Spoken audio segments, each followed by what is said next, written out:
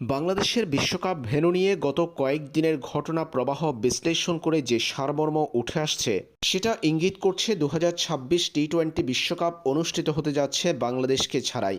ঢাকায় অনুষ্ঠিত আইসিসি ও বিসিবির সভায় বাংলাদেশ আরও একবার স্পষ্টভাবে জানিয়ে দিয়েছে ভারতে দল পাঠাবে না বিসিবি। বাংলাদেশের গ্রুপ বদলের প্রস্তাবও দৃশ্যত নাকচ করে দিয়েছে আইসিসি। ক্রিকেট ওয়েবসাইট ক্রিকবাজের খবরে বলা হয়েছে আইসিসি এরই মধ্যে গ্রুপ বদলানো হবে না বলে নিশ্চয়তা দিয়েছে আয়ারল্যান্ডকে। বাংলাদেশের বিকল্প হিসেবে বিশ্বকাপের সুযোগ দেওয়া হতে পারে স্কটল্যান্ডকে।